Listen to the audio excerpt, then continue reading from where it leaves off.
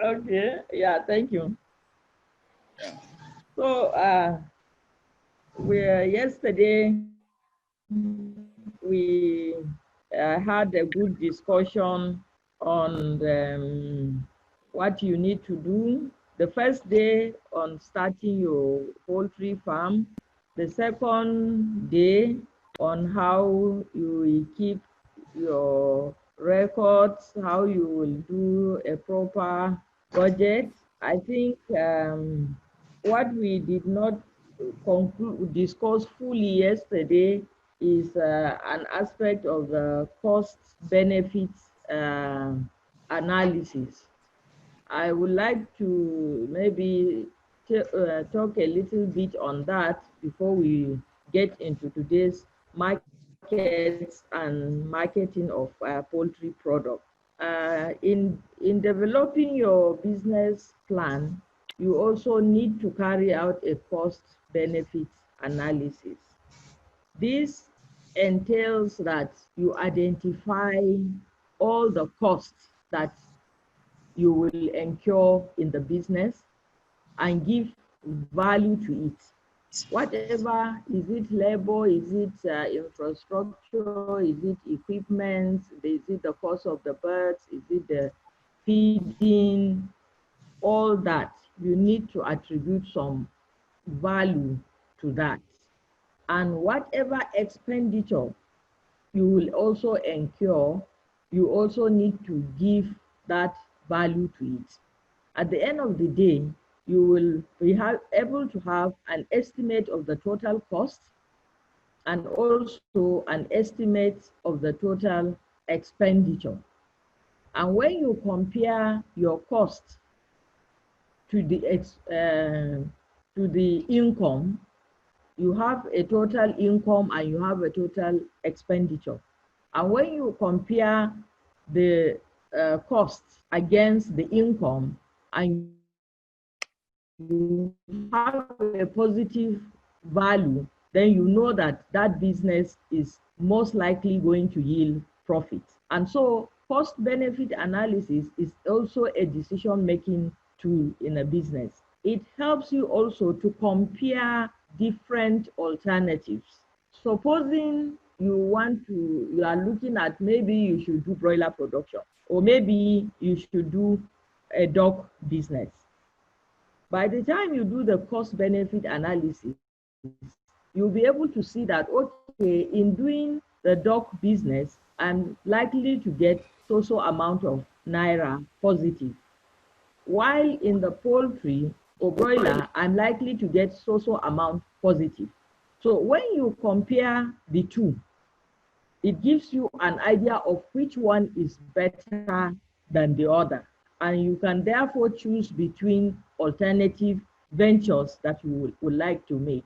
So cost benefit analysis is a tool that is used in decision making. It gives us a guide as to the profitability or otherwise of the venture that we are proposing to get into. So alongside our work, our our proposal, within the work plan, we also need to do a cost benefit analysis so that we are sure that we are taking the best alternative given a range of alternatives that we are likely to consider in what we want to start. I think that is what we did not really discuss yesterday, but it's part of the learning outcomes that you are supposed to take away yesterday, and that's why I'm starting with it today. And so I get to the topic of today, that is, we are talking about markets and marketing of poultry products. You will agree with me that when you are talking of a business, the end of it all is that it should get to the consumer. It should get to somebody who will buy and utilize the product.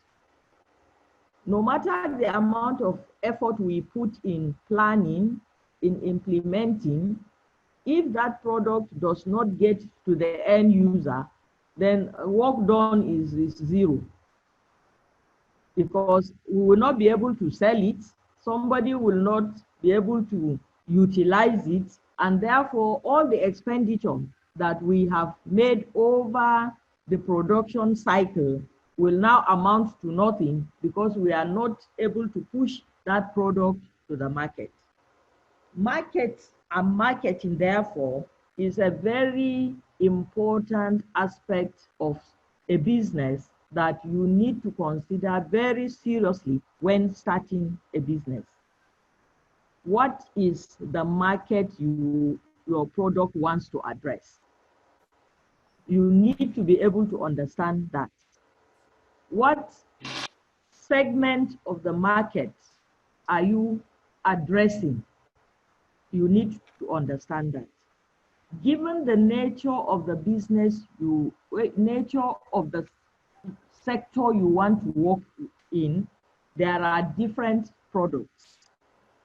And so, which one are you particularly addressing? Now, you can see on the screen several products. You can see also different kinds of markets. If you look at the first picture we have on the screen here, this describes the traditional poultry market as we know it. When you go to the market, you go to the livestock section, you will see people selling birds, whether they are broilers or layers, and most of the times they are stuck like this, and you go and point at the one that you want, or they remove the one that you want, and then you begin to bargain and buy. You can also see, if you look at this end, they are dressed carcasses. They have dressed them and they are hanging them, and when you come, you can also walk through and purchase what you want. An aspect of the poultry is also in terms of feed. Here are different kinds, stages of feed for feed production. Are you looking at getting into the feed milling section or chain of the poultry business? Are you or also are you looking at the egg production aspect? Even in that, if you look carefully, you will see that some eggs are brown, some eggs are white. What market are you addressing? Some people will choose that they want brown eggs. Some people will say they want white eggs. In doing your initial business analysis, where we said you need to talk to people in the business, you need to discuss with consumers, what do they want, you will be able to identify whether brown eggs move more, or is it white eggs that move more, and therefore, which one do I want to do? Mostly in Nigeria, we only have these brown eggs. The white ones are just coming in, they are not too many. But people should be given a choice, and you as a producer should look for the choice that has the larger market share, such that you will be able to push it into the market. If you end up doing an option that is not really in demand, then you have issues with having to sell what you have produced. You can see here, these are the things that we see in ShopRite, in organized markets. Birds are dressed, they are sold according to weight basis, or yes, mostly they sell them according to weight basis. This is another form of market that is very different from this one. In this market, you don't go by bargaining.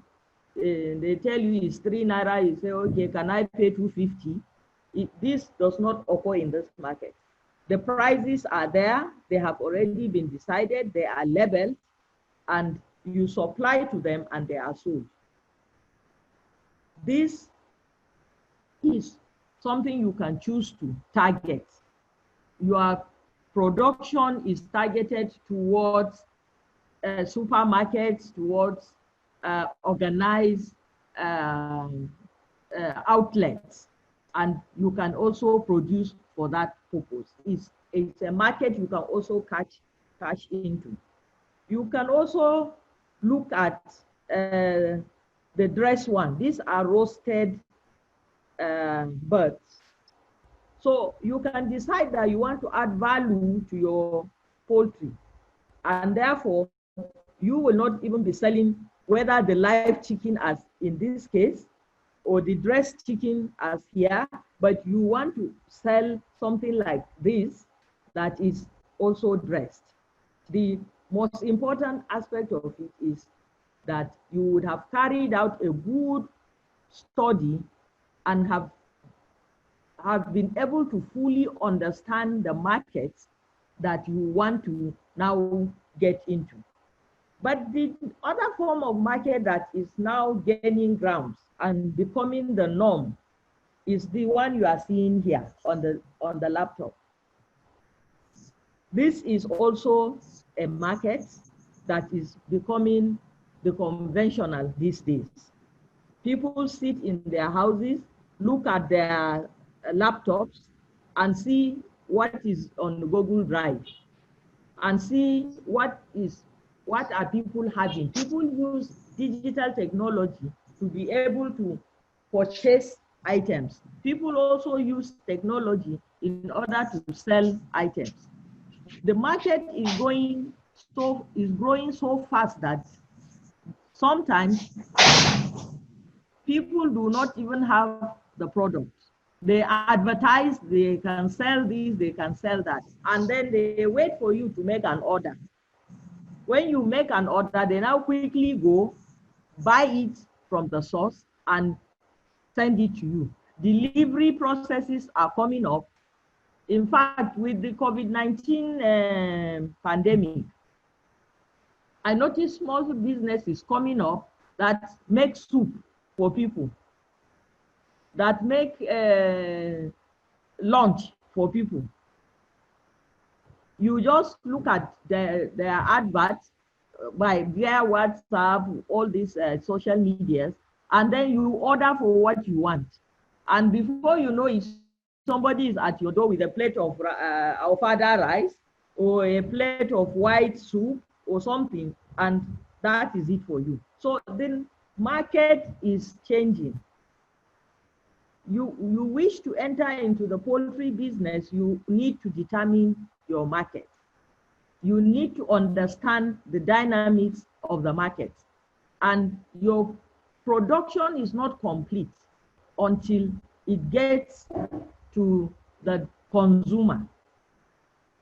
Otherwise, we will be doing work in futility if you produce a lot and then you cannot sell it. And so right from the beginning of this plan, you are also preparing for the market. Take time to talk to people well ahead of time. You know that your poultry business, if it is layers, they are expected to start laying between 20 and 24 weeks. And so you make arrangements for this market starting early, trying to get people that you can supply to, trying to get distribution links and chains so that when it is out, you will be able to have where to put it. You don't wait until they have started dropping, then you start running, okay, where can I sell? Do you need this? Do you need that? Because you need the money to be able to continue doing one or two things. And so I want us to look at the poultry value chain. If you have a good understanding of the poultry value chain, you will be able to know where you are in the value chain and how you can get to your customers. Now, the value chain of the poultry actually starts at the bottom here, where you are seeing inputs. These inputs can be in the form of chicks, they can be in the form of feed, they can be in the form of medications, and so on. There are specialized companies producing chicks, day-old chicks, whether they are pullets or they are broilers. They also need to understand their market. When you are producing day-old chicks, it is for sale to people that will buy and grow them to table size or to laying points. So you need to also get that clear. We have producers, either it is of eggs or for live birds. They are the next people. And you have the middlemen. In Nigerian or African agriculture, the middlemen play a very significant role. Most times, people that come to your house to buy birds are not consumers. They come and mop your birds and take it to the market for sale. In this aspect, they act as middlemen. And even in the feed sector, there are middlemen, maybe you call them major distributors.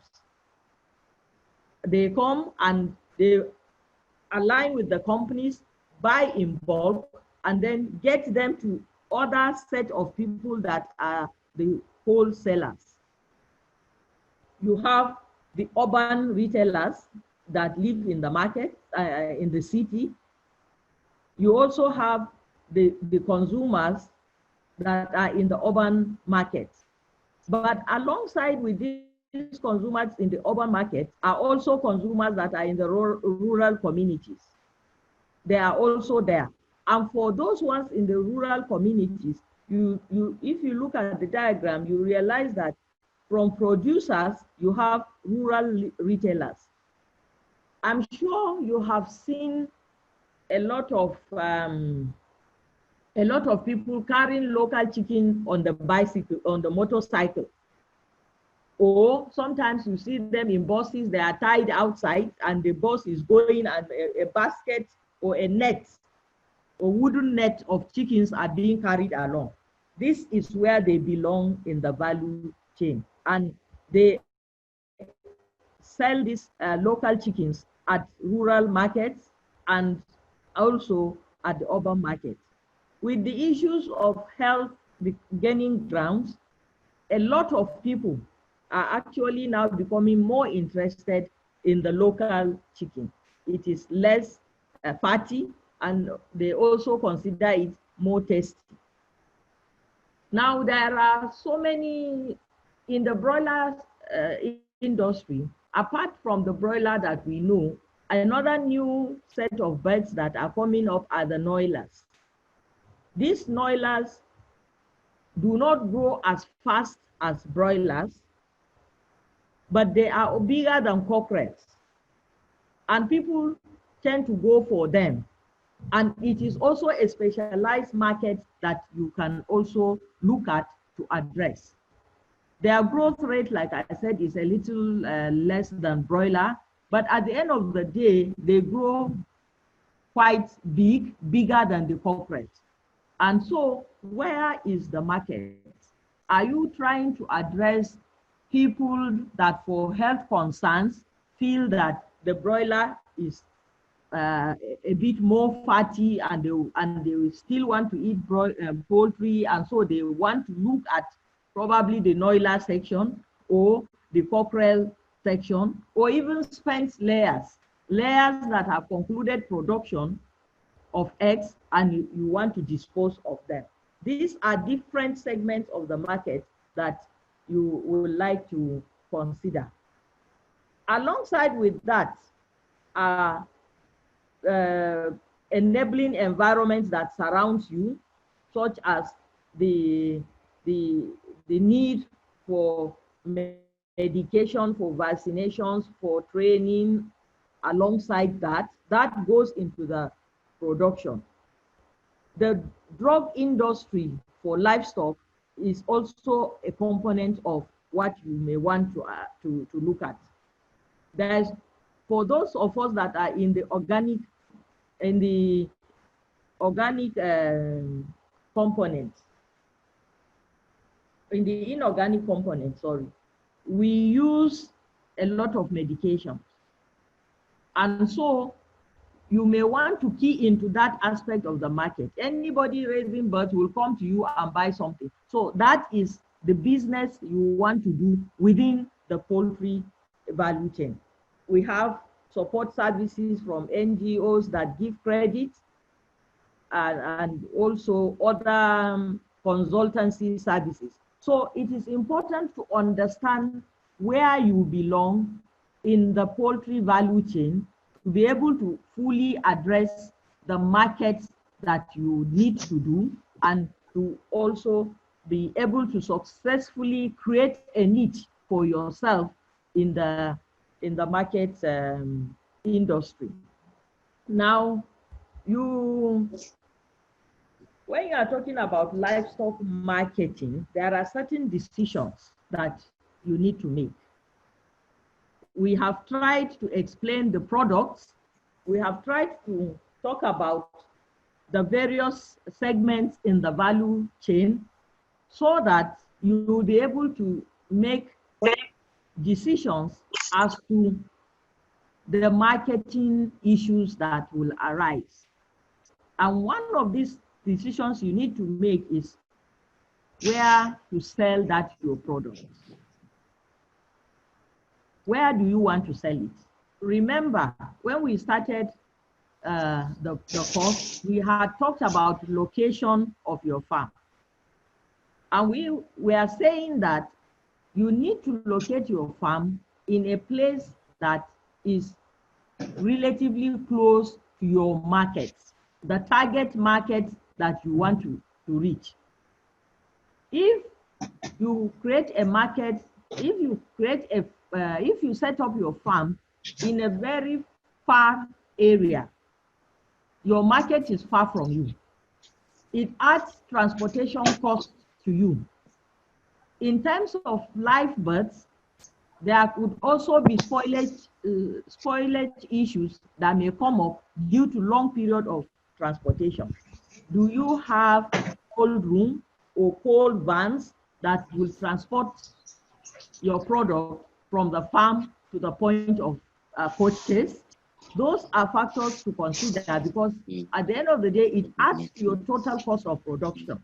And you wouldn't want your product to be at a higher price with your competitors, because it means now that they will run away and leave you and go to buy from people that can sell cheaper.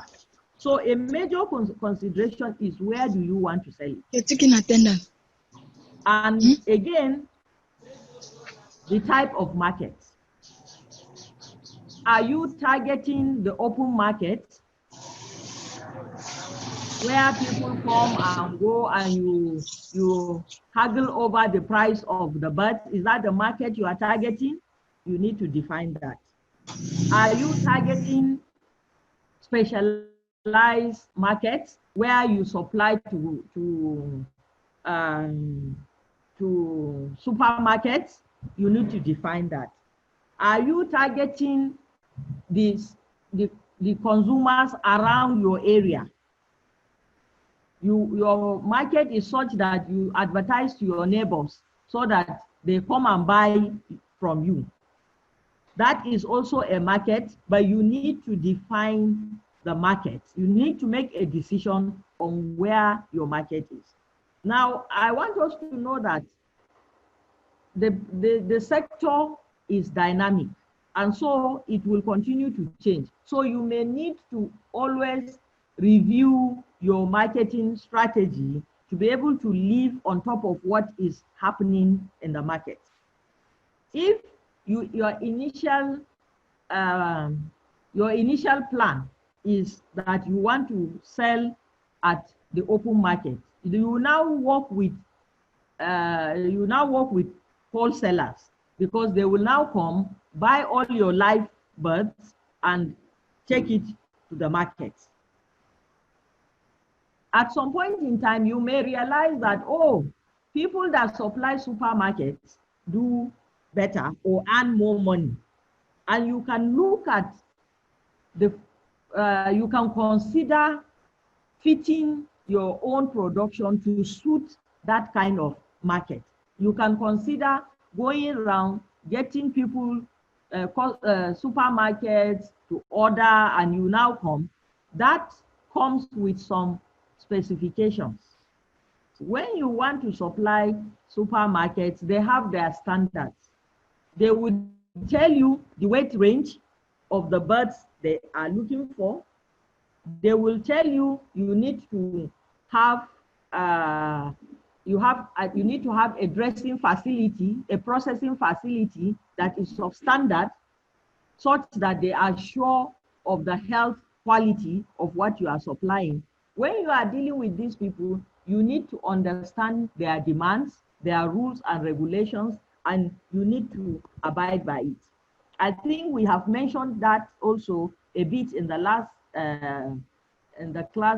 last class, where we said that if you make the mistake of supplying something that is below the standard required, you will be closing your market for good, because when they pay you that one, they will not order again, and you cannot afford to run out of market in the poultry sector. It is very expensive. When your birds are ready, you need to sell them at the time when you get the optimum and maximum price. So when your market is not clearly defined, is not ready, you cannot sell at the optimum price, at the optimum time. And therefore, the more you feed them, the less profit you are going to get. That is a major thing you need to consider. So once you are able to get the optimum efficiency in production, where your output is the highest, your market should be ready. And you would have worked towards ensuring that the market is ready. We have talked, then another decision you need to make is what you want to sell.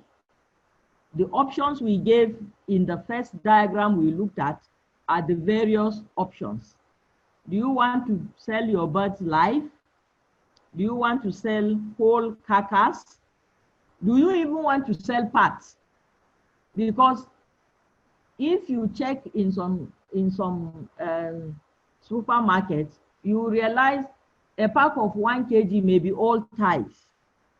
It can be all wings. It can be kidney. So that is it. You have to decide what you want to sell, the nature of what you want to sell, where you want to sell it, and when you want to sell it. This is where I have tried to explain that you need to look at the optimum point of profit. That talks about when to sell it. The weight, are you going to sell by weight, or are you just going to sell by holding the chicken? You shake it, okay, this one should be this amount. You need to also decide that. Most organized or improved markets, I should say, use weight as a basis for selling, and therefore you determine the cost of your bird based on the weight.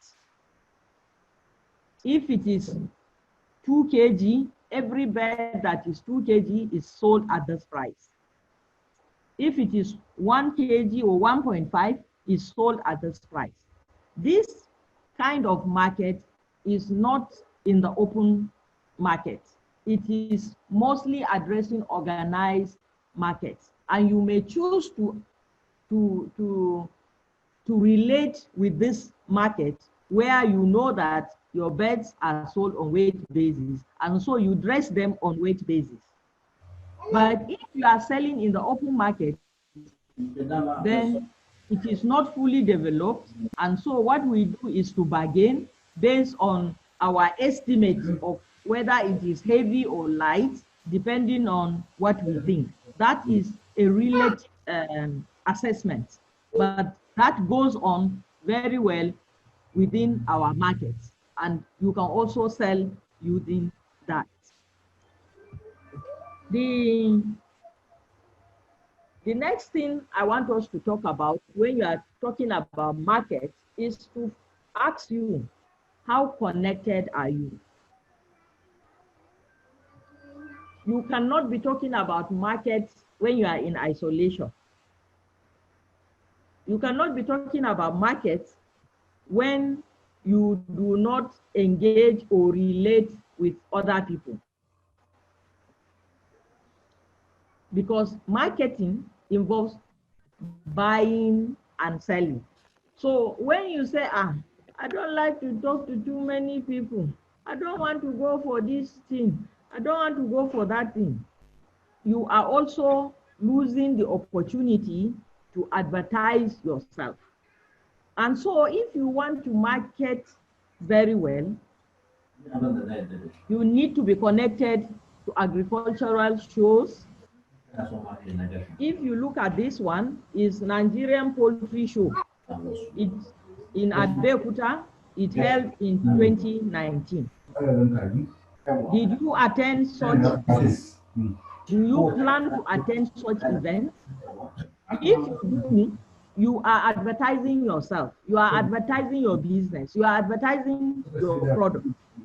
So belonging to such groups or association is quite important, because you use it to advertise your product. You use it to also engage with people that are within the sector like you, and therefore you network. If you don't have, another person has. So by the time somebody comes to you and say, oh, I am looking for 100 chicken for so, it will help your market. If even if you don't have the 100 chicken, you know where to get it. You know that, okay, the other farm in location B has that ready, and therefore you can link with that person and be able to supply. Because by doing that, that customer will always come back to you because you have met his needs. So you will be retaining your market. But if the person comes and says, okay, I want so, you say, I'm sorry, I don't have it, he will go. Next time that he's looking for, he may not come to you, he will go to another place. This person, whenever they come, she will say she doesn't have this or he doesn't have that. So you need to belong to places that will help you get connected, get networked, and be able to also exchange ideas and be able to know what is trending in the market. You also need, like, there are associations, like here you can see the Poultry Association of Nigeria. This Poultry Association, they have state chapters. They have smaller chapters in local government areas. Are you part of such associations? Because they have platforms and they discuss all manner of ideas on the platform. If there is a demand somewhere, you will see it. You can target information that is put on this association platform so that your production targets certain things on the platform. You can also have meeting groups. When last did you attend any particular meeting group?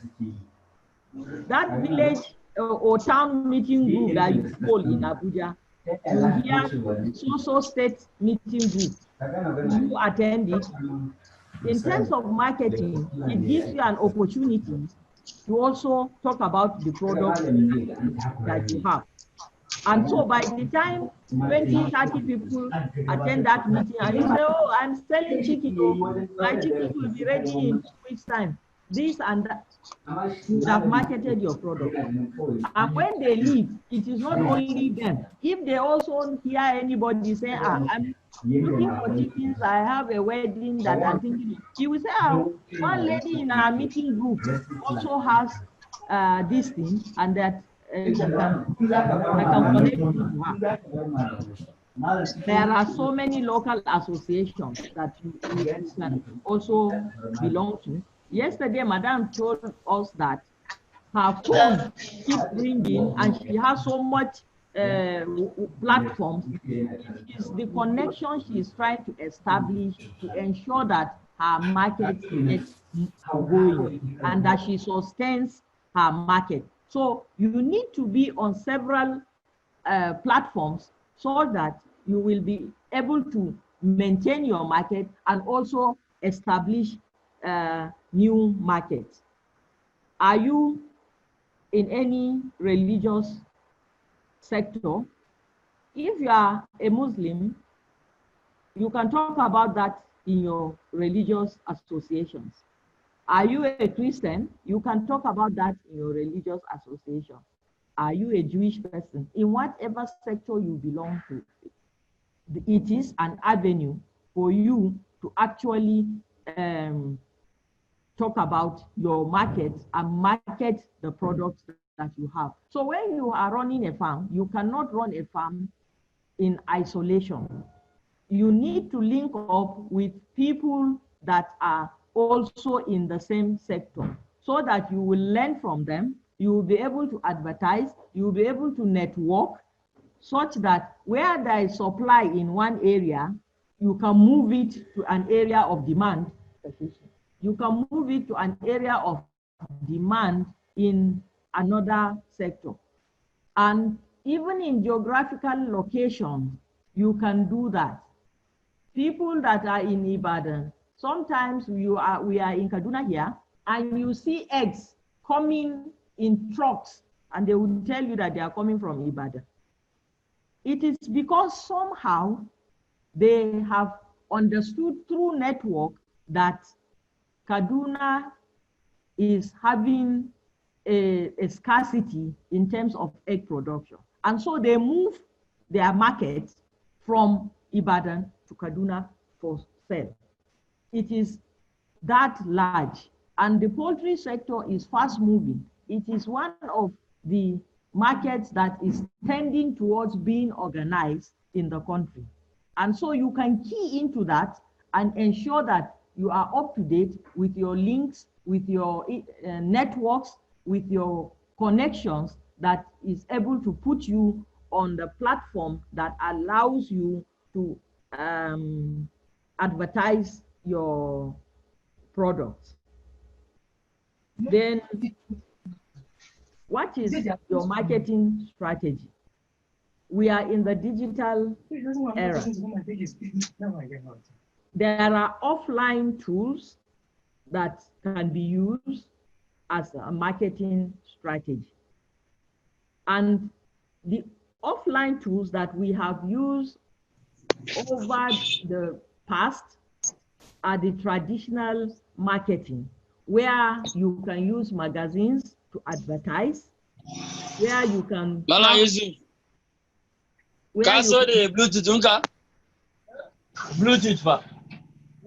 where you can have flyers and brochures. So not too loud like that. Flyers for your farm, and when you attend these meetings, you give these flyers out. People go back and read them. Your contact details is there, your phone numbers is there, your email is there, your WhatsApp is there, and they can always contact you based on this information that they have on the flyers. In these flyers, you try to say what you do and the products that you have. Please, it is important that you are honest about it. Don't go and list things that you don't have, because when they use that information to get in contact with you, and no, I don't have this, no, I cannot do that, it sends a bad signal. The person is not going to come back asking you again, because he now realizes that most of the things they have written there, they just wrote it, they are not doing it. So you can always update your flyer. So put at the time you are doing it exactly what you have on offer. As you improve on your market, as you improve on your production, you can always update the flyers, especially these days that everybody can type, you can design on your system, you can do so many things. So it doesn't really take that long to change a flyer and add other things that are new to the flyer. Instead of maybe listing all the things that you intend to get or produce in 5 years, and you are listing it at the beginning where it is not available, but it is there, it gives the wrong information to people that may be willing to engage you. You can also go to the radio and advertise. There are all kinds of jingles in the radio. When you get there, different radio stations have different rates you need to pay, and they also have different reach. So as you are going, where do you want the communication to get to should be part of your decision when you want to get to radio, and should determine the radio you advertise in. There are radios that cover the nation. Wherever you are in the country, you hear them. There are those that are specific to states. TVs, radios, they are all there. Billboards, these days you see big billboards, electronic billboards that keep flashing different information. You can do that if you are a very big farmer or a big company. You can also engage in this. This is quite expensive, and you also need to pay all sorts of ground rent and quote to the government to maintain this one. You can advertise in newspapers. These are the traditional offline marketing strategy. They still work, but the reach may not be as much as the online marketing tools. But there are a lot of people that are still traditional in their thinking, and you wouldn't want to lose that sector of the market. And that is why you will need to engage yourself in all these associations and groups, and also do part of what is indicated in this section. Another form of market, which is the emerging market, is the online market. This market is in the air, I should say, or in the cloud, as we say it. You use online tools to reach this market. These days, there are a lot of trainings that go on online marketing. Google will do an online training for marketing because they want you to be on their platform. They will even do the training for free, because if they train you on online marketing, you are likely to retain their drive and remain on with them. And so you have things like Facebook, you advertise on Facebook. You have Twitter, you can advertise on Twitter. You have LinkedIn, you can do that. You have WhatsApp, you can do that. All sorts, and you can see this is global. Behind this network is a global symbol. When you advertise using the online tools, you can be reached globally. People that are outside of the country can call you or send you a WhatsApp or send you an email asking you about your products. And so you will be able to be in a small community somewhere, but you have a global reach. It is important because this is the market of today, and this is the market of tomorrow. The more you know about online marketing, online transactions, the more your market goes bigger and bigger, even though you are in a smaller area. All you need to do is to ensure that you have a good and organized delivery system. You have a good and organized network that will be able to attend to the needs of your consumers. Again, I want us to understand that honesty and integrity are part of the marketing structure. What you can do is what you should say you will do. What you cannot do, don't say you will do it, because you will be shooting yourself in the foot.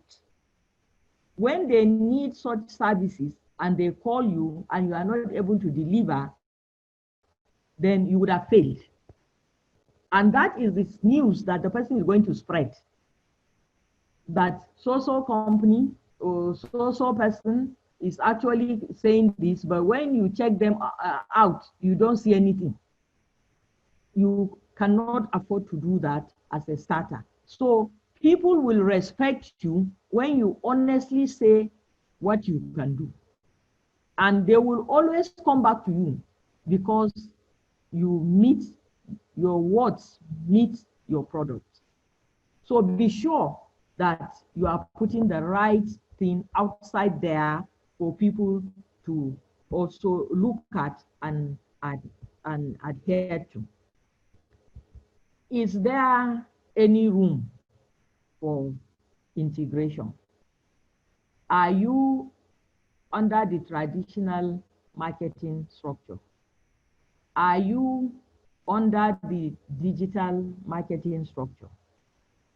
The truth is, we are looking at an integrated marketing strategy. How well will you combine all these marketing issues that we have been talking about? How well do you combine the meeting groups, the online platform, the flyers? By the time you are doing this, you are putting the three segments of the market together. And that will help you have a greater reach. It will help you be able to attend to everybody that is in that cycle of that product. If you look at this one, they are, I should say, bombarding this customer. This is your customer in the middle. But you can see the social media here. You can see this is somebody using the earphones to still talk to this person. You can see email marketing still getting to this one. You can see the print media here. It is still there. This is the search engines that you use when you want to search for something in your Google or E. This is it. And so it is still being utilized. These are websites on the TV, on the computer. This is a website. People, you are still there. People can still reach you through there. These are sharing platforms where you share information around. These are small videos. You can take small pictures of your farm, small pictures, small videos on your production, and you can put it online. Before you know it, I think Madam told us yesterday that she had, they calculated that they were going to have a certain number of sweet corn. But by the time they came to harvest, they realized that they had excess, and so she needed to have a market. And she went on her platform and advertised as sweet corn for sale, sweet corn for sale. And before we know it, by morning, she had been able to add additional 50 kg to what she initially had. These are the platforms you can use to reach out. Public relations is there, and blogs, and as well as mobile phones. All these items there, as you can see, are targeted towards this person. So the customers these days is being bombarded, and you cannot afford to be out of it. If you are not in it, others are in it. So it is your product that will not get out. It is your product that people will not know of if you do not engage in the integrated marketing strategy, where you use both the online as well as the offline to combine your advertisement to be able to reach people that are online as well as people that are still a bit traditional in their approach, and therefore they probably do not have a WhatsApp. The person probably just goes to the market, or the person probably just call the wholesaler to be able to supply things in the market. And so the market of today and the market of the future relies more on technology to be able to reach out. And you need to understand these drivers and be part of the movement towards digital marketing. Your business needs to be online. These days, it doesn't take much to be online. So you need to be online so that people, when they search these drives on the website, they'll be able to see you, they'll be able to see what you can do, and be able to engage with you.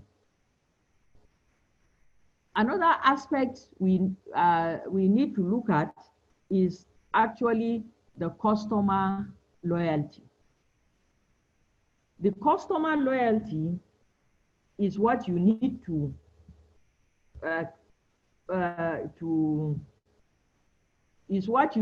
cultivate. And customers' loyalty can be cultivated over time. It is not something that you do once off.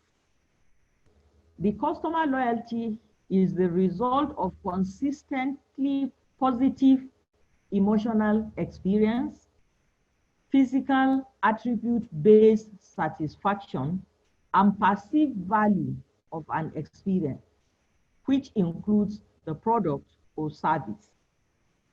So we said consistent positive emotional experience. Your customers should be satisfied with your products. They should be satisfied with your services. If you have a customer that calls you on phone, and the way you talk to the person puts him off, he's not going to come back. And he's going to spread the news that, is it because she's selling this thing? Even when you call her, she will not even answer. Or when she answers, she will be telling you another thing. I beg, I don't have time, Jerry. People are on the fast lane these days. Everybody has something to do. And so they need you to be soft, to be considerate, and again, to be smart. They feel you when they talk to you on phone. When you respond to their text messages, they feel you. So you should be careful when relating with your customers. I think there is a slogan that says, customer is always right. The person that will buy from you is always right. Even when he's aggrieved, you have a way of pacifying him so that he still remains with you. Even when you know he may not be totally right, you also have a way of addressing him in a manner that he will understand, and there will be understanding in the communication, such that your customers will be loyal to you, so that you will continue to build on the new customers, retaining the old ones, such that your customer will not change base. He has bought 4 or 5 times from you, but the next time that he wants to buy, no, let me go and try elsewhere. It means something is not too correct. Please do not overvalue your products. It's business ethics for people to pay value for money. I am prepared to pay for something so long as I believe that I'm getting value for what I and paying for. I'll give you an example. There is a place in Abuja where, within our estate, where I normally go to buy moi moi. And so they are selling their moi moi at 200 naira. It doesn't have egg inside, but it is wrapped, is this one wrapped in leaves. So it is 200. And it was okay. I'll go and buy when I want to eat for 200. But there was that day that I went to buy. I came home and I opened it and I realized what was in the leaves was so small. I went back to them the next day and I told them that, look, people sell moi moi at 100 naira. You are selling your own at 200. If I want to come here to buy, it is my choice that I'm coming here to buy, knowing it is 200 naira. But then the content of what I'm buying must equate what I'm paying for. You cannot tell me 200 naira and then you don't put anything inside. And the owner of the restaurant apologized to me. He said he's sorry, he did not know that, and that they will look at it. And really, from that day, I noticed I have not bought any that look like that. So what I'm saying is, value your product appropriately. The customers are watching. The customers are sensible. They know what they are buying. That will create loyalty for the customer to continue to come to you. So how do you create customer loyalty? Because it's very fundamental in marketing. Be professional about it. Don't act like you don't know what you are doing or you don't know what the business is all about. That is being professional. You are knowledgeable. You are not bragging. You are not quarreling, but you are knowledgeable about the business you are into. And so should he have one or two questions to ask, you should be able to answer him like a professional farmer, like a professional poultry keeper. Somebody may tell you that, oh, they said I should stop eating chicken. You should be able, as a professional poultry farmer, to respond to that. Why did they say you should stop eating chicken? What is the nutritional value of chicken? What is the fat content of chicken? Chicken is very low in cholesterol. It is low, it is a healthy meat. It is white meat. You can talk about it in a professional manner that will convince the person that yes, you know what you are doing and you can meet his needs.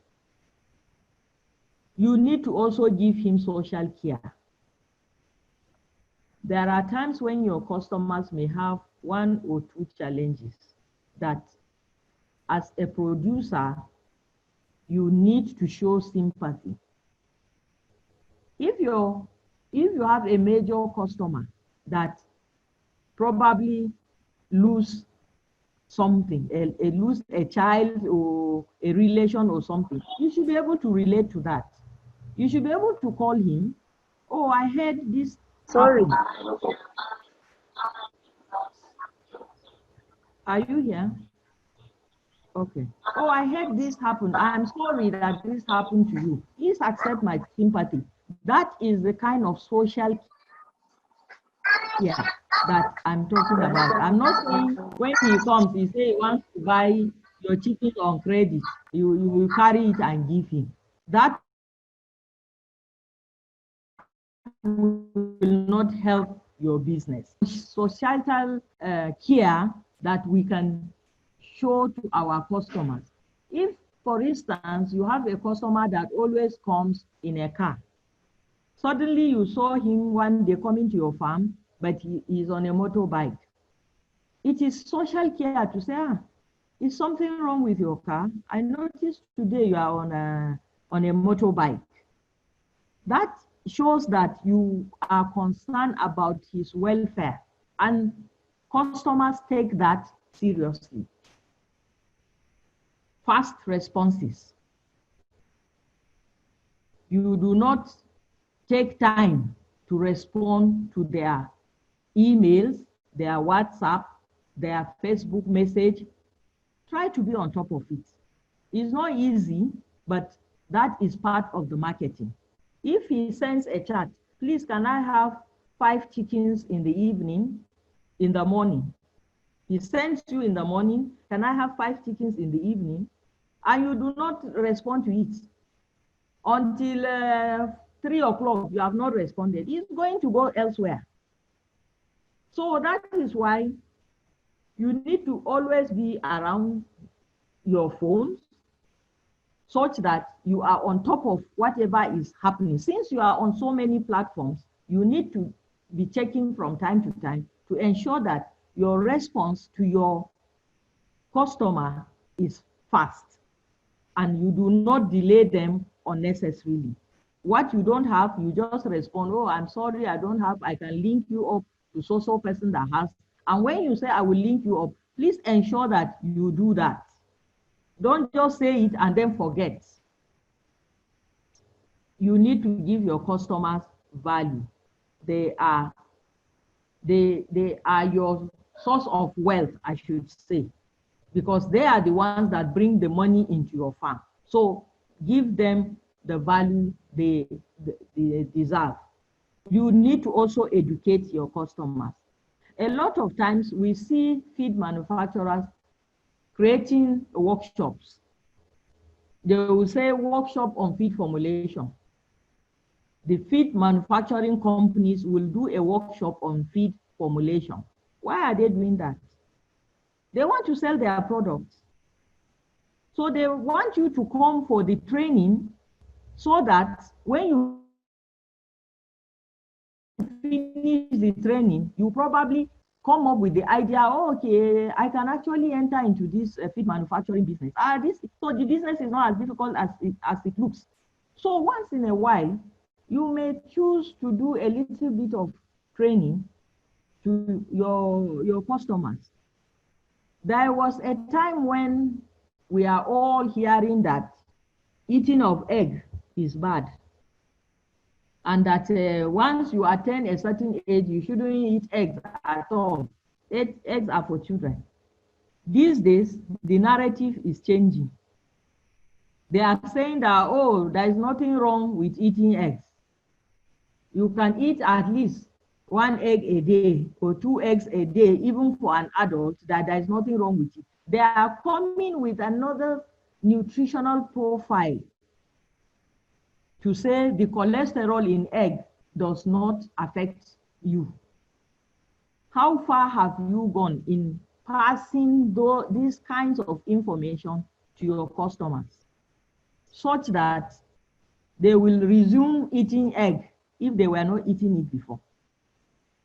They need to be educated on what you have. If your customer is talking about, okay, I don't want to eat broiler, how far have you gone in educating your customer? Okay, what of guinea fowl? Guinea fowl is also a poultry. The nutritional characteristics are this: it has a lower fat content, and you can eat this one without having to remove the back, because there is no fat that is laid at the back, just like the broiler. Have you thought of educating them on the components of poultry you are interested in? Once in a while, create a platform or an outing or a small farm orientation. They can come and see how healthy your environment is. And it will go a long way in ensuring that they not only remain, but they bring in new people, because wherever they go, they will be talking about your place. This person, if you go, and then when your customer want to make a wrong choice, advice. Don't, because of the money, stick to where you are so that the person will at least pay. No. If your customer wants to buy birds at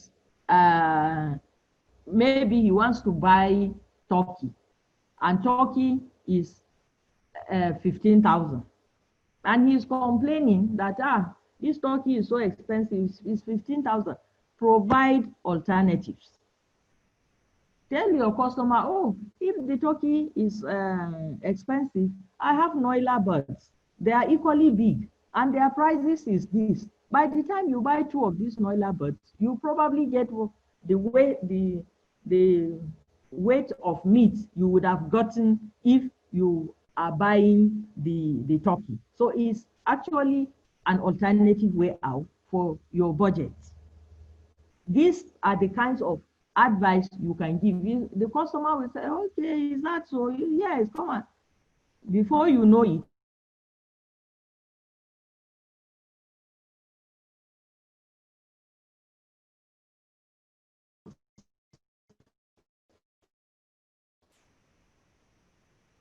you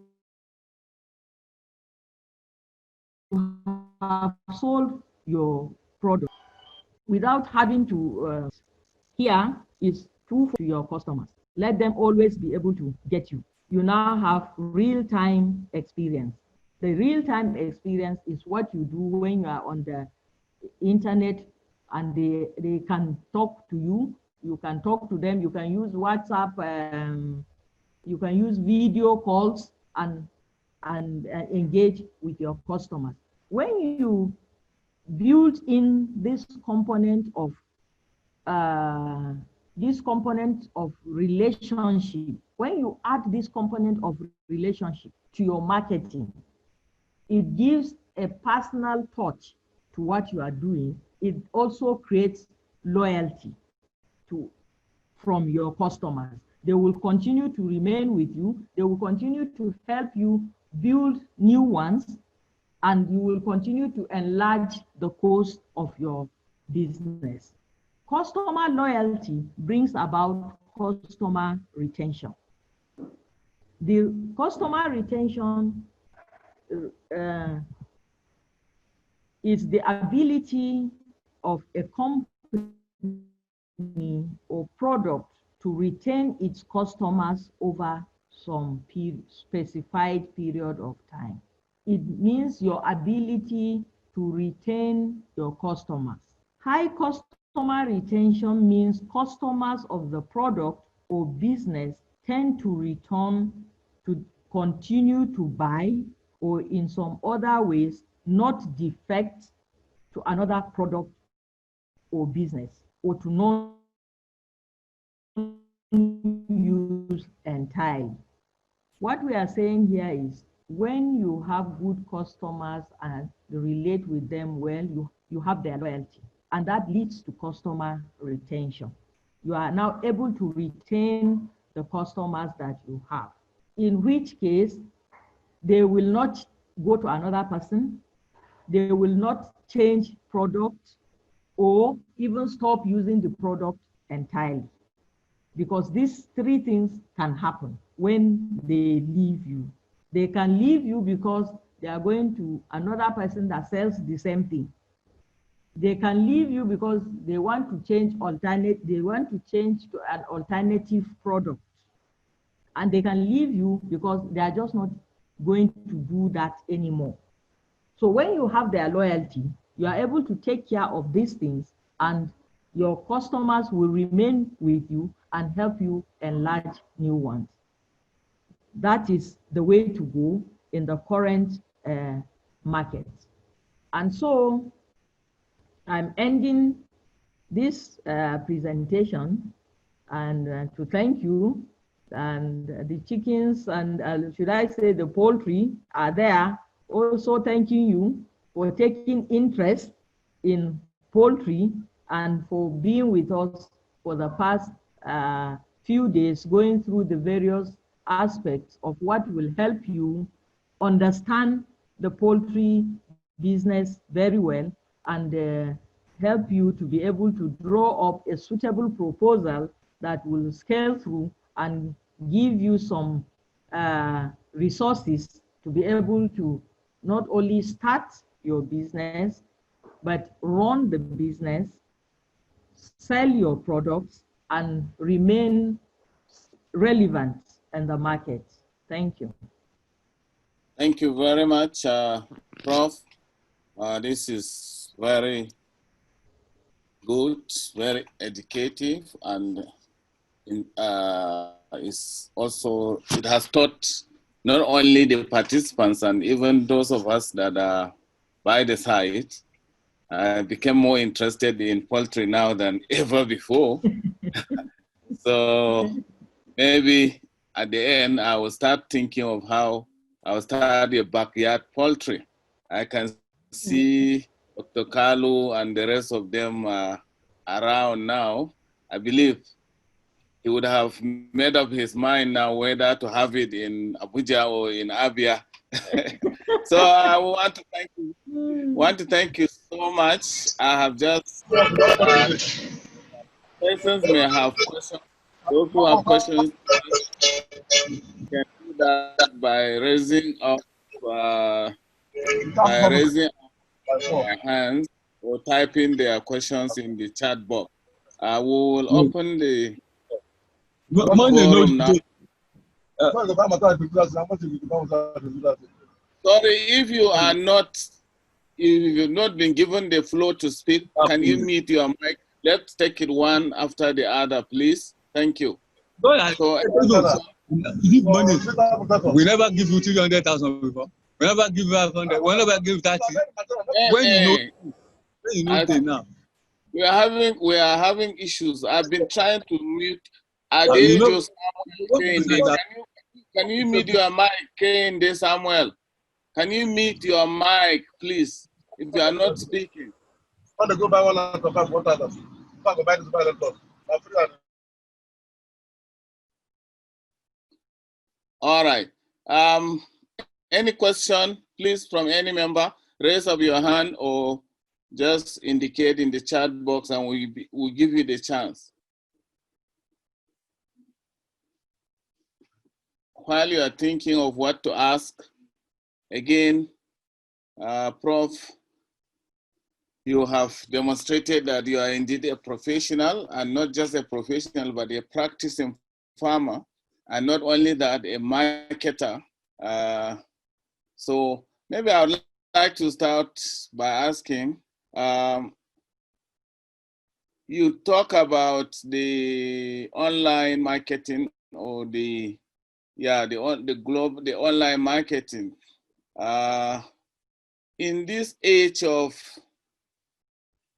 fraud, 419 and whatever, call it, I don't know how, as a farmer or as an owner of poultry, how can you detect and avoid falling victim so that you don't supply and you are not paid, or you go to the place and you don't find the exact people that ordered for it? How do you ensure that security?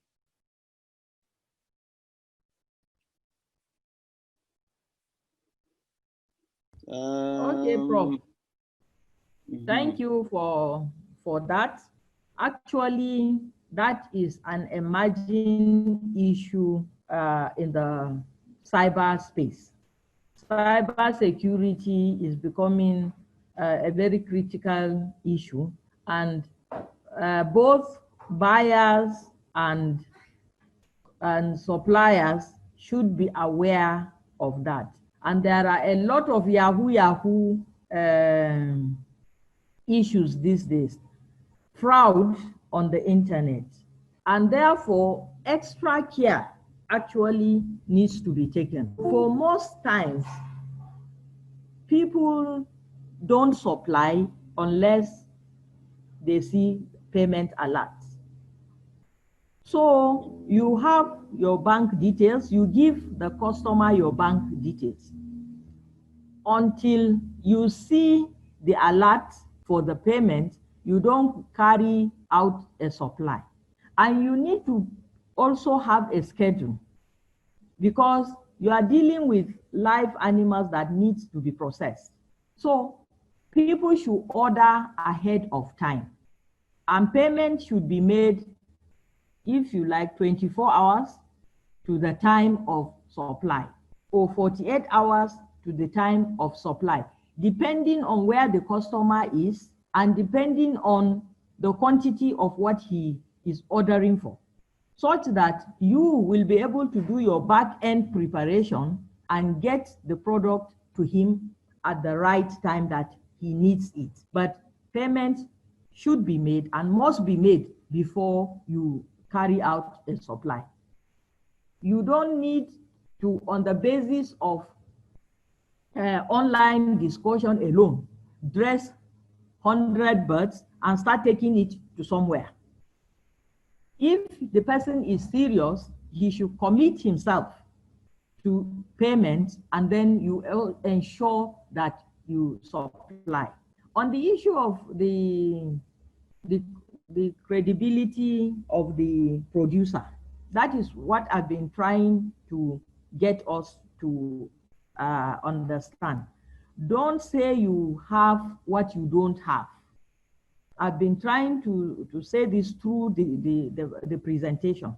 Be factual about what you can do, such that when people read you online, what is the information that you are providing is actually what you can do. It would be very wrong of you to indicate a lot of things are available, and then people subscribe to you, and then you fail to meet those obligations.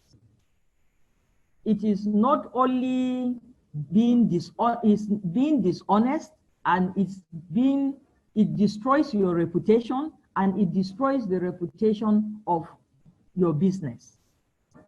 So we should be watchful. I think this online fraud that Nigerians what's his name, the one in Dubai? Which proof?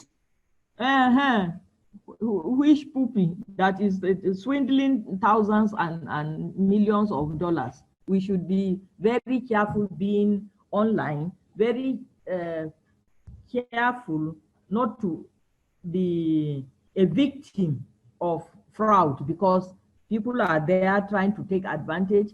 The times are hard, so people are looking at all kinds of ways of cheating. We should please be careful about that. Thank you very much. There's a question from Cyprian Uche. Maybe we'll give Cyprian the mic, the floor to ask the question directly so that we can understand it better. Cyprian, are you there?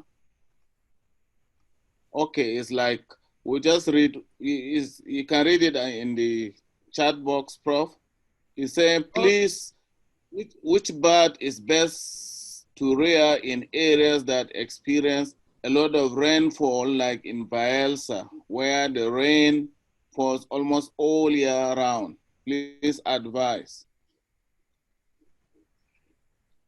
Did you hear the question?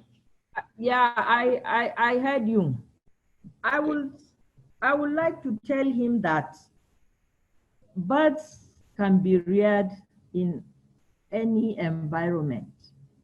What differs is the management or the housing structure that you need to provide. You can rear broilers, you can rear layers even in Bayelsa where it rains. But the nature of your housing is different from somebody that is in Kaduna or somebody that is in Maiduguri, for instance. And your management practice should also be different. If you are in a high humidity area like Bayelsa, the floor of your house should be well raised and concrete, such that the moisture from the soil does not easily get into the poultry floor and make it wet. If your floor gets wet easily, like I said earlier or yesterday, it's going to encourage the growth of microorganisms. And you will realize that your birds get sick very often. Most times they come down with coccidiosis. You'll be seeing them having bloody stool and co. So the housing structure in that place needs to be concrete. It should be high, such that the moisture does not seep into the house. Again, your roofing system needs to be good and needs to go some length from the wall, such that water spills or flashes do not get into the house. If you have a good roof that extends a little from the wall, it takes care of the water that comes from the roof to the sides. Also, you need to provide, mostly they provide like leather, like polythene, like what do they, trampoline. They need, you put trampoline at the sides of the building. When it is raining, you can roll it down. And when it stops raining, you roll it up, such that you reduce the amount of moisture that gets into the environment. Of recent, on my farm, I was losing some birds, like today one will die tomorrow. So I actually took it for a postmortem. And when they did the postmortem, they prescribed some antibiotics. I came, I administered, but I realized they weren't responding. So I invited the vet to come to the farm. So when he came, what he did was to he looked at the surrounding, and he now told me that it looks like they do not take the trampoline up when it has finished raining. So the dampness and the amount of ammonia created is actually what is affecting them, because there is really nothing wrong with them. So he advised that if it's raining, they should bring it down. Once it stops raining, they should raise it up. And when we did that simple procedure, the mortality dropped. So for me, whether you are in Bayelsa, that's what you should do. Be sure that you do not have rain spilling into the house.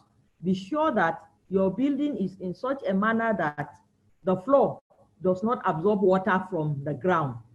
And be sure that when it is raining, you bring down the blinds such that water does not get into it. Otherwise, you can raise birds there.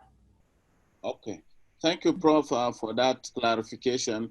Dr. Kalu Awo has raised his hand, and we have another question from another participant. But meanwhile, let's give Kalu the chance to ask his question. Then we get back to Fumi de Oluwesi. Dr. Kalu.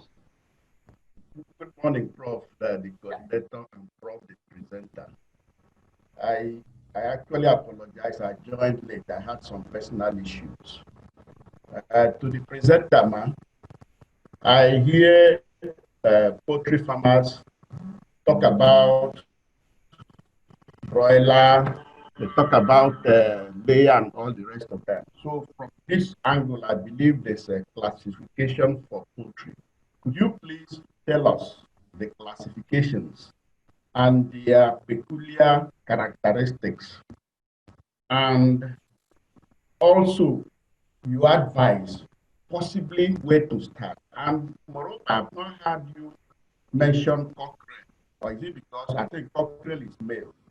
So please, could you enlighten us on these characteristics and their peculiarities and whatever, and maybe they are feeding the feed and medication? I believe they also differ a little bit. Thank you, ma'am. This is a compound question from Dr. Kalu. So I believe. I tell you. Yeah. So they are into segments. Okay. All right, Kalu, you're welcome. And we also came in a bit late, so I think we all need to apologize to each other for starting late. Having said that, you are talking about the classification of birds. Yes, there are broilers and there are layers. These are specially developed strains of poultry meant for a particular production purpose. When you are talking about the broiler, it is a strain of birds that is produced mainly for meat. And the characteristics of that is that it has a fast growth rate, it has a high feed conversion efficiency, and these birds can reach table size at probably 6 weeks of age. So for this class of birds, you will notice they are mostly white in terms of physical appearance. And there are various breeds, but for all breeds of broilers, the significant point to note is that they are birds specifically designed for meat production and that they are fast in their growth. That is why they can reach 1.5 kg within 6 weeks. Their feed efficiency is high and their feed consumption rate is also high. You notice that for broilers, they eat 24 hours. They are always just eating. And so these are the strains that are for broiler. Now, there are also another strain that is for layers. They are a strain that are produced specifically to lay eggs. These birds can lay egg almost 1 egg per day on a consistent basis. They do not grow as fast as the broiler.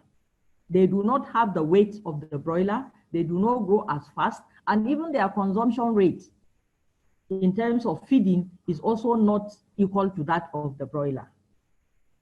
Now, the male of the layer is what is called a cockerel.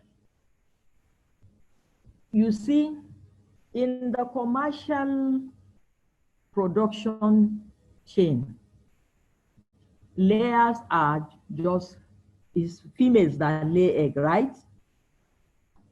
Are you there? Males. Yes, Prof, I am. I am. Yeah. Except in strange situation, a man cannot lay. Okay. All right, I get it. Females are the ones that lay eggs. But when eggs are hatched, there are both the males and the females. It's a 50-50 chance that it will be a male and a 50 chance that it will be a female. But it is the females that are sold as layers. The males are cockerels. But because the genetic makeup of the birds is for egg production, the growth rate of the male is the same thing as the growth rate of the female. And therefore, the cockerel will take as long as the female layer to grow. And so cockerels will take long time. Sometimes we have to keep them for 4 months, 4-5 months before they will be big enough for markets. And if you notice, the cost of cockerels are very small. Sometimes they sell them 30 naira. is because you have to keep them for a very long time. So even when you keep them, if you are going to use the normal conventional feed to feed them, your profit may not even come out. Supposing you want to use the conventional growers mash to continue to feed them, you realize by the time you are selling them, your profit may not come out. And so the low cost of purchase actually kind of compensates for their slow growth rate. Like I had said, I think I mentioned cockroach somewhere within this thing today. Yeah. There are also newer varieties of birds that are coming up. I mentioned the birds that they call the Broiler. You see it in the market these days. It has multiple plumage. Unlike broiler that you see all of them white, the Broiler is a hybrid between the broiler and the layer. And you see it's very colorful and looking beautiful. It doesn't take as long to grow as the layer, but it is not as fast as the broiler. But it is meeting the market need of today, where people are saying they want to eat healthier meat. They feel the chicken broiler is too a bit fatty, or some people say it doesn't have taste. It is just 4, 5, 6 weeks. You need to put too much to make it tasty. The broiler is in between and fits into this category. In terms of feeding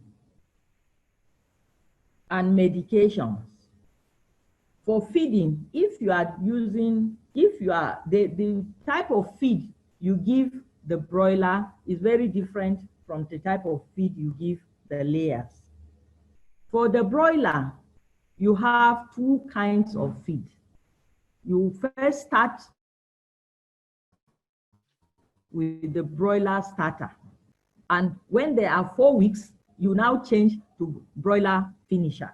So there are 2 types of feed that you can use for the broiler. The company name varies. So you can see Vital Feed, you can see Olam Feed, you can see all names. But when you check the label, you will see that where it is either a starter or a finisher. And that is why we said, relate with the people around you to be able to tell you what they have used and how well it has performed. The protein content of the feed varies. The carbohydrate content of the feed varies. You know that birds eat to energy requirements. I don't want to go too much into the science of it. That is why I'm not, but birds eat to energy requirements. They don't eat to protein needs. But protein is the driver for growth. So when you buy a feed that has too much energy, they will eat it, and so they meet their energy requirement, and they will stop to eat. When they stop to eat, it doesn't mean that they have met the protein that is required for growth. And so there will be a deficiency issue, and the growth will not be optimal. That is why you will find out that you will see different levels, but check the one that is with the correct protein content of 24% is about what you should get. And that is why I think in the earlier presentation, I also said, if you are close to a lab, when you want to start, get samples of feed, take it to the lab, let them analyze it.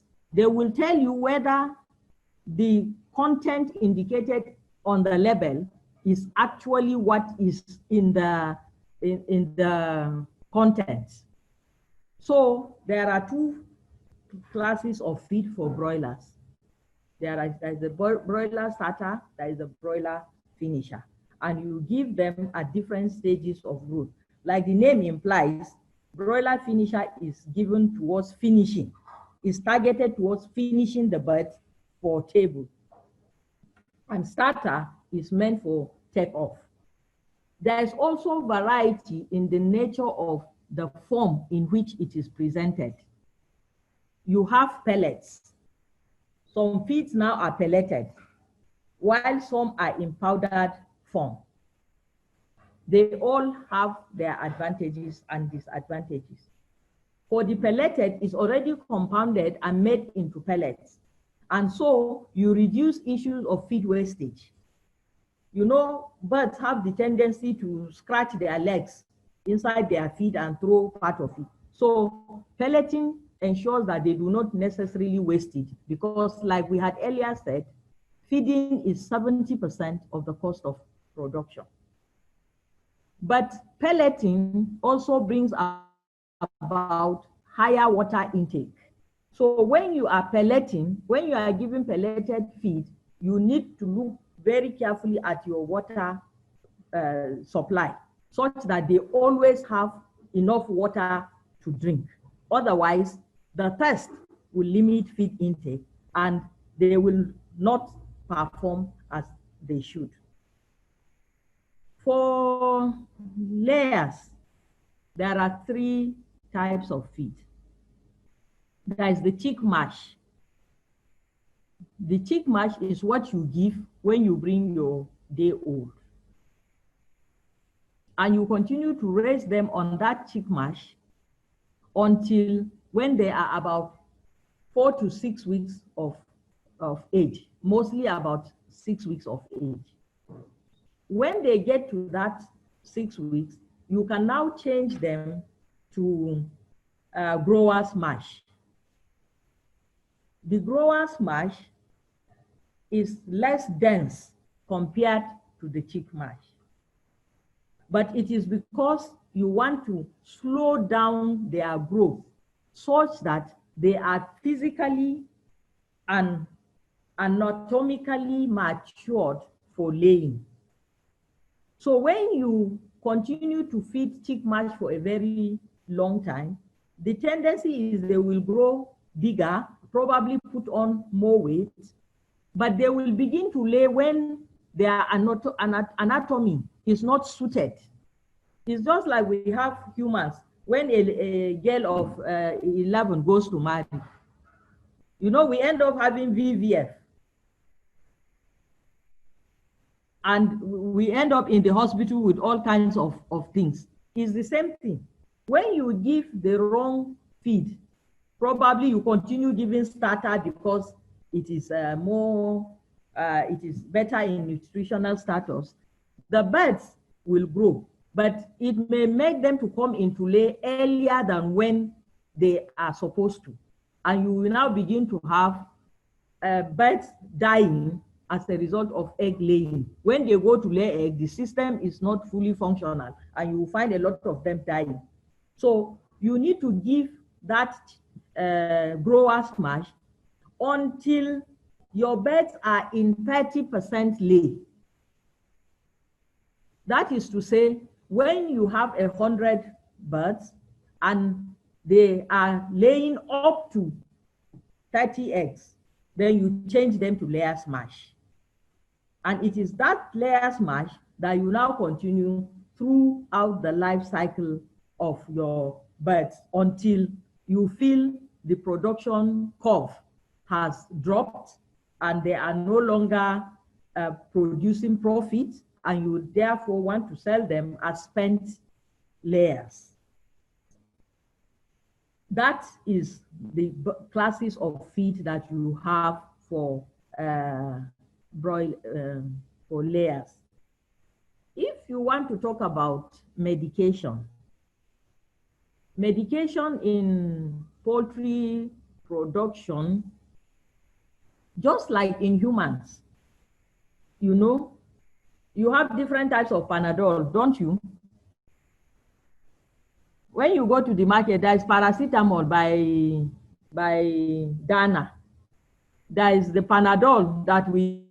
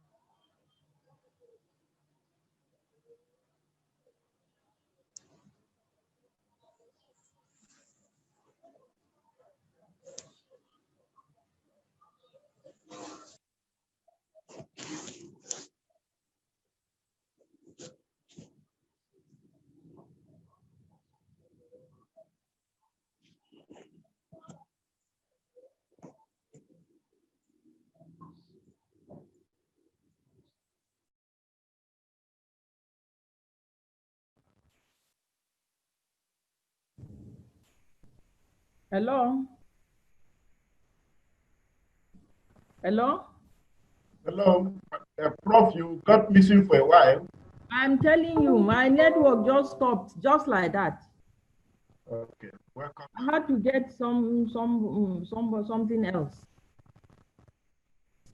Are we all there? Yes, I am. Personally, I don't know about others. That is because I cannot see the others, so I don't know. We are 9. We are there. Are you hearing me? Hello? How is hearing you? You are hearing me? Yes, ma'am. Okay, yes, we are here. Okay, thank you. So that is there are also all kinds of viral drugs that are in the market. Should you have a viral infection on your farm, there are all kinds of coccidiostat drugs, but there are also vaccines. Vaccination in poultry is very important. And vaccination schedules are available. You can check them, and they slightly vary with the location of where you are. Most times, for the first 4 weeks for broilers, we give Lasota first week, we give Komarov, we go back to Lasota, we go back to Komarov for the first 4 weeks. Then after that 4 weeks, you allow them and finish them for market. You know, we were talking about drug withdrawal at the last class, that ideally there is time within which you do not administer any drug because you are preparing the birds for market. 10 days to when you intend to sell birds, you are not supposed to give them all kinds of drugs, because it will be residual in their system, and people buying to eat will therefore consume those drugs. So for broiler, we will have this Lasota Gomboro for the first 4 weeks, then you prepare them for market. For layers, their vaccination schedule extends beyond that period, because you need to give them fowl pox. Fowl pox is normally given at about 8 to 10 weeks. They will be given fowl pox. You also need to repeat another gomboro when they are almost 14, 15 weeks. The schedule is there. You can actually check for this vaccination schedule and make sure you actually maintain that. Also, birds are vaccinated a day old in the hatchery. Before they come, once they give them an IO, intraocular vaccine at the hatchery, and they bring them to you, then you do that. The other treatments you give are based on disease manifestation or observation. When you come and you notice that the bird is looking sick, you call a vet, he looks at it, or you take it to the veterinary station. Like for me, I called a vet the other day, but there are times that, because I consider that I have done the biological control that I think is appropriate, and I was wondering what is the problem. So I needed the vet to also look at the environment and see, are there things that we needed to accommodate? And truly, when he came, he said they should probably be raising them, that maybe when I'm not there, they don't, and it's raining and they bring it down. When it stops raining, they don't go there again. So they should do that. And when we did that, it was okay. But most times, take the bird to the vet. They are most likely going to post it. They will do a postmortem. look at the internal organs, and that will better inform them of what is wrong, and they will prescribe to you the right medication to provide for the birds. A lot of the medications are based on trade names, trademarks. The administration of the drugs is also always written on the package. You will see that you should give 10 meals to 20 meals of, to 20 liters of water, or 100 meals to so liters of water. They will write it on the pack. If it is a powder, they will tell you these grams to so. And you will be able to administer it based on what is written on the label. And they will tell you twice a day, 3 times, or it should be in the water ad libitum. I think, I don't know whether I've answered you.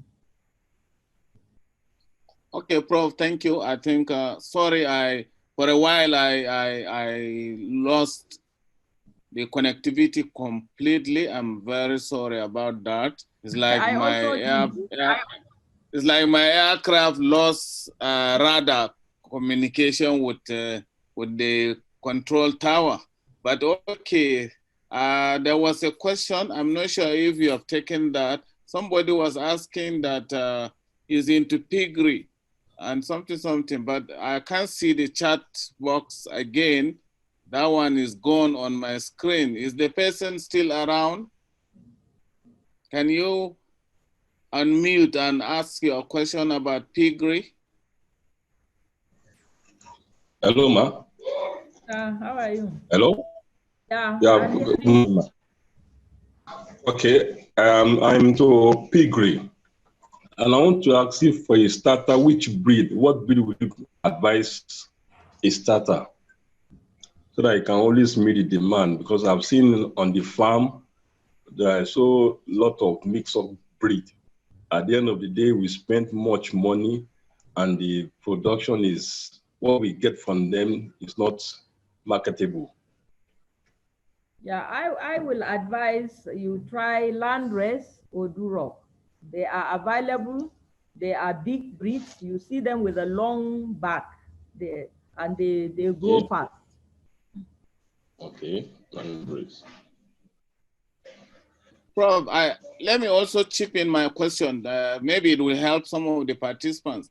You spoke about marketing and the processing for marketing. I think one category you showed us is the one that has been baked, or I don't know, like in the case of fishery, we call it smoke. The one that has been baked and ready for dispatch. How can you protect against maybe damage or destruction, supposing you fry or you bake a lot of chickens or birds and you are not able to sell it within a day? And the same thing with the live birds. You want to dispose of them and you take quite a number either to the market, like you showed us in the images we saw, to the market either in cages or maybe somewhere where people can see it and buy in quantity. How do you safeguard against mortality? So 2 things, the one that have been processed, how do you safeguard against they getting rotten and things like that? Thank you. Okay. For most parts, you have to have a refrigerator. For most restaurants that dwell on this, they have a cold room where unpurchased birds are kept, and then they are brought back the next day. So you cannot enter into processing without having a storage facility. Storage facility is a key component of that. Even where you are raising live birds in the poultry business, you may have reason to suddenly have to slaughter one thing or the other. And so you must have a place where you keep them in the cold room. So you do not produce too much. You need to study your market also and understand the trend of demand of the market. How many roasted chickens do people need? That you need to determine that so that you can do that. And if you are working on other services, then you supply on order. So it is based on the number ordered that you now go ahead to process to that level. But I see roasted chickens even in ShopRite. My son is going to take his system, so let's finish in the next 5 minutes, please. I'm borrowing credit and I think he has an exam. My phone is refusing to come up. Actually, it's like we have exhausted all the questions, and our madam, is it Mimi C? Or the lady from her hand, Sarah. Oh, why is Sarah? Okay. Sarah, can you be quick and speak in 2 minutes, or ask your question in half a minute? Then Prof will respond in another half a minute. I can't hear her, she's muted.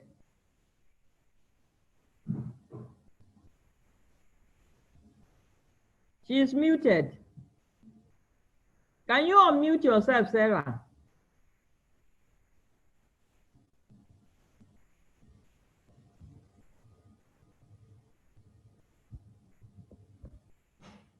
Okay, I can't hear her. I can only say that my phone number is there. She can call me and I will respond to what she has.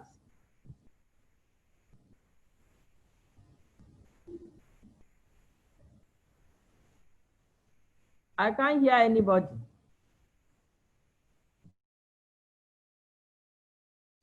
Sorry, I thought you were hearing me. Okay.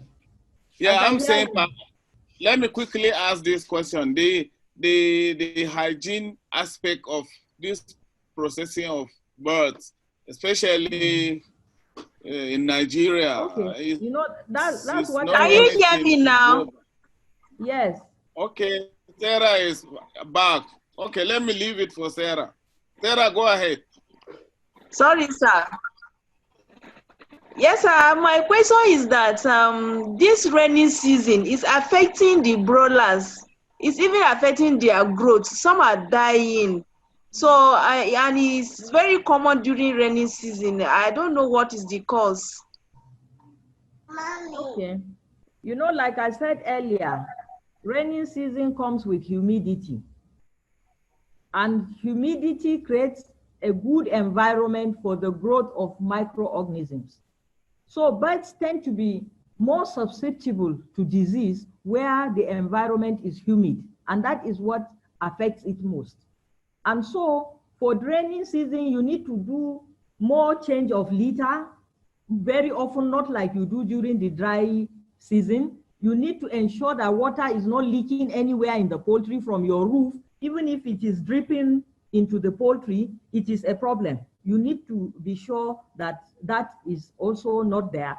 And you also need to, as much as possible, ensure that wind spill does not get into the poultry, because it creates a damp environment. And they live in that litter and are always scratching one place or the other. So they pick up all kinds of things very easily during the rainy season. Where in the dry season, the place is dry, it doesn't encourage the growth of anything, and they are better. So rainy season calls for a more intense management to ensure that they remain healthy.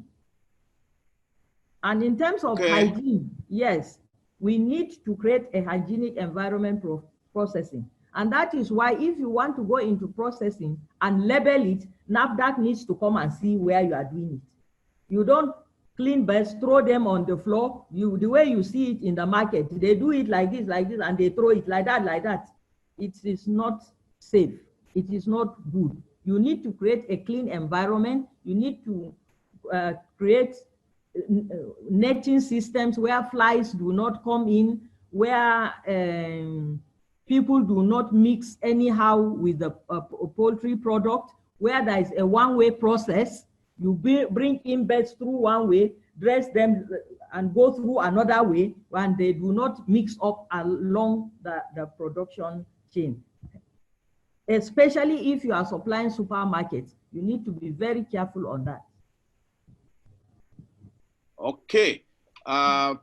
Ladies and gentlemen, it's like at this point, we'll have to call it off because Prof has tried. She has really dealt with the whole topic in the way we are expecting. And more so, our time is almost up. We just have barely just 5 or 6 minutes, but we will like to round it up by saying, Professor Jackton, we are so grateful.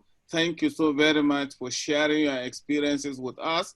And for those participants who are aspiring to start poultry and any other agri-business, I believe that it has been a very worthwhile, fruitful morning this morning. And having said that, we will limit the questions at this point so that other people can do other things after the 3 hours has been exhausted. So I don't have the control. If you can unmute participants, you can unmute all your mics and then let Prof hear our words of appreciation, at least from everybody's mouth, if possible. For me, thank you, Prof. Thank you. And thank you again. Sir.